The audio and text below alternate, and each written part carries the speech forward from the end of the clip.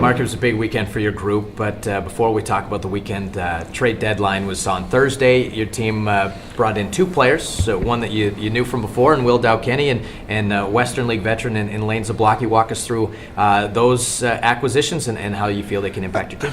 I mean, it was a tough day. I mean, obviously, it was a tough day. It was a good day. I mean, you move out a real good person, real good player that's been here for 2 years, and Mitch Andres, for no other reason to open up a 20-year-old spot when we had the possibility of getting Lane out of Kelowna.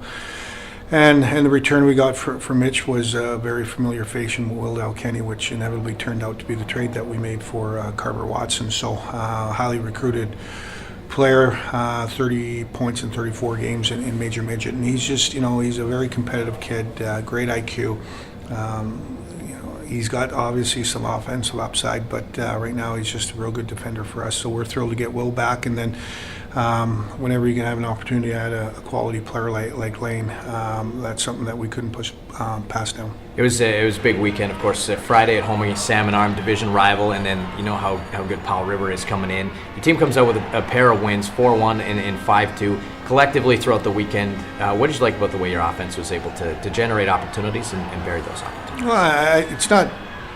I think that those opportunities have always been there. We just haven't been putting them in the back of the net. And the game's funny sometimes. Sometimes they go in, sometimes they don't. But confidence might be one thing. We try to move our lines around with getting even Ben Sanderson back in the lineup. He adds some experience, some speed. He's got a great shot. So it just gets us a little bit deeper, and just happy for the kids that the work ethic is still there, and now they're getting rewarded for it. The 4-1 win, so defensively against Salmon Arm, not a whole lot against in terms of too many offensive chances. Same thing this afternoon. Defensively, what is it about this group? I'm sure today it was a little bit more helpful having more bodies and just one AP in the lineup. Yeah, I think so. I mean, and those APs that we've been running with for 14, 15, maybe even close to 20 games have made a real good impact as well. But it's just something that we've talked about is being on the right side of pucks and having a good work ethic. When we don't have it, then obviously we've got to think defense. If it's a 50-50 puck, you still have to have that mentality of defense. But when we do have it, let's get this thing going the other way. And obviously the less you spend in your own end, the better defensively you're going to be. So I credit our kids. Not only goaltending's been very good, our defense have moved pucks, but you got to credit the forwards as well.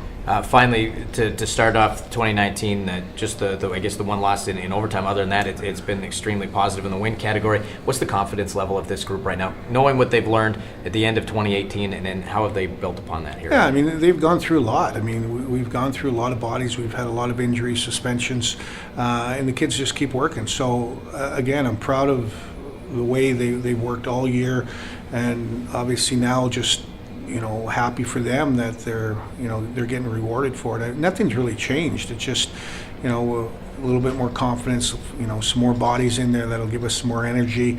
You have the ability to play four lines, and like I said, I'm happy for them. We've got off to a good start in 2019. Hopefully we'll just keep it going. Thanks for your time. All right, thanks.